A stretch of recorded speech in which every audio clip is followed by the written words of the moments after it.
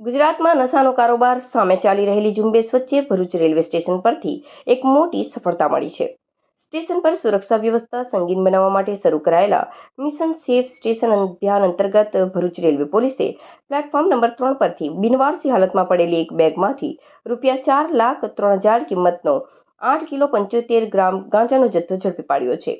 પોલીસની સતર્કતાને કારણે નશાના આંતરરાજ્ય નેટવર્કને મોટો ફટકો પડ્યો છે. ભરૂચ જીઆરપીના પોલીસ ઇન્સ્પેક્ટર કે.એસ. દેસાઈની સૂચના અને માર્ગદર્શન હેઠળ એએસઆઈ જેતાભાઈ દલાભાઈ સહિતનો પોલીસ સ્ટાફ રેલવે સ્ટેશન પર સઘન ફૂટ પેટ્રોલિંગમાં હતો. આ દરમિયાન પ્લેટફોર્મ નંબર 3 પર આવેલી જૂની સ્ટેશન અધિક્ષકની કચેરી પાસે એક શંકાસ્પદ કાળા રંગની બેગ લાવારીસ હાલતમાં પડી હોવાનું પોલીસના ધ્યાને આવ્યું હતું.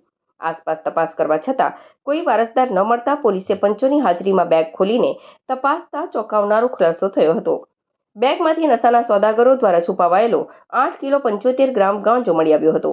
પોલીસના પ્રાથમિક અનુમાન મુજબ આ ગાંજાનો જથ્થો કોઈ અન્ય રાજ્ય કે શહેરમાંથી ટ્રેન મારફતે હેરાફેરી કરવા માટે લાવવામાં આવ્યો હતો.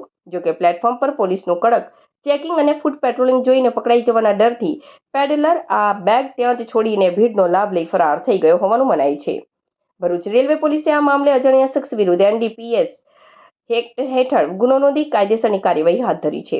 રેલવે સ્ટેશન પર લાગેલા સીસીટીવી કેમેરાના ફૂટેજ ફંફોસવાની સાથે આરોપી કઈ ટ્રેનમાંથી ઉતર્યો હતો કે કઈ ટ્રેનમાં બેસવાનો હતો તે દિશામાં તપાસ તેજ કરવામાં આવી છે.